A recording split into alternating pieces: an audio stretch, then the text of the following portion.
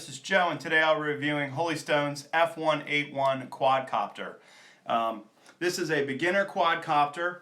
I really like this quadcopter for several reasons, but one of the other reasons that people don't really get into a lot about quadcopters is customer support.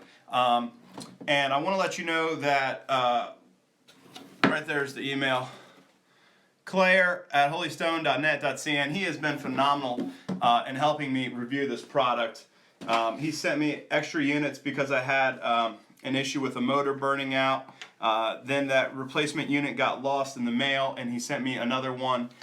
So again, I want to thank him so much, and that just says a lot about this company and their dedication to making sure the customer gets is happy. So if you do have any problems, the email is right on the box. Now, let me get into the review of the F181 Quadcopter. As you can see, I want to show you what comes in the box. First off, you get the Quadcopter. I had to attach the landing gear with 2 screws there. I had to attach the prop guards right here. These are detachable if you want to take them off. That just comes with one screw on each arm. Comes with 4 spare props and a little tiny screwdriver. Comes with 2 USB chargers to JST connector, and it comes with 2 750 milliamp hour 1-cell 3.7 volt LiPo batteries. You also get an illustrated manual, which you can read about. As you can see, it's very easy to understand. It comes with a 2 gigabyte. It says 2 GP, but it should be 2 GB. But it comes with a 2 gigabyte card that you put in the camera, and it also comes with a transmitter. I want to show you the transmitter. The transmitter will require 4 AA batteries. As you can see, I've had to provide those. Certainly no one's going to ship Duracell batteries with their product because they're expensive. So I do wish the 4 AA batteries came with it, because then you'd be totally ready to fly out of the box. But just know about that and have 4 AA batteries on hand before you order this. Let's get into some of the details. This is a plastic quadcopter. It's a plastic frame. The props are pretty flexible. Down here we have a camera. You can see the camera. Now this head is adjustable, as you can see, which will allow you to take different angles. And what you do is you take the memory card and you put the memory card upside down. You see the little gold that goes right in there.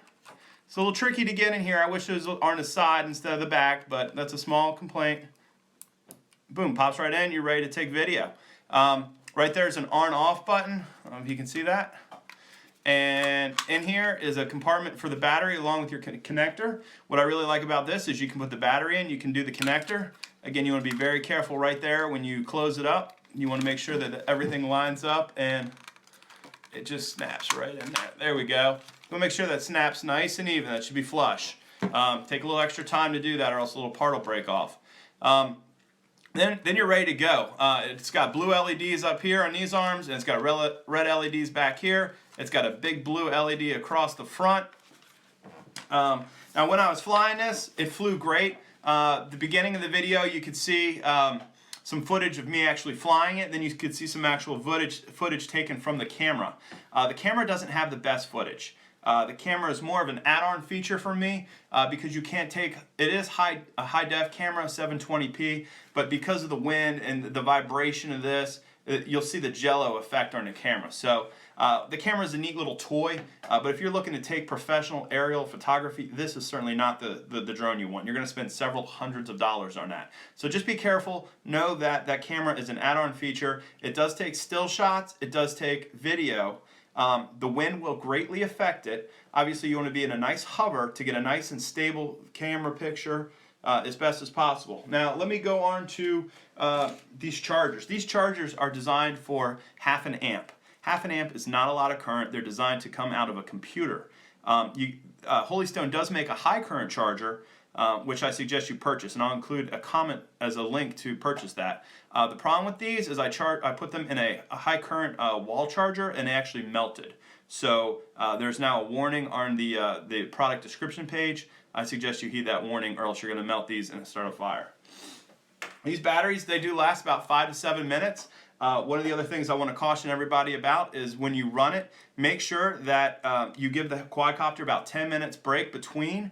The batteries will be hot, confirmed with the manufacturer. This is standard. It does not damage the battery. But give the quadcopter 10 minutes rest between battery swapping out so you don't overheat your circuit board or your motors. There's 4 motors and there's lots of circuits, so I'm just going to go ahead and say take your time with it. There's no rush. Give yourself a little break. Now I want to get into the transmitter. Transmitter here turns it on. As you can see, here's your throttle up, down. We're going into bind mode. Also, you can see on the left bumper, see how it goes 25, 50, 75, 100. These are the different tilt rates, which 25, 50, 75, 100. That'll control how fast it goes. Obviously, you want the higher tilt rate. As you're going in more wind, it'll also move your quadcopter faster. This just simply goes up and down. You turn it this side, this is your yaw, left and right.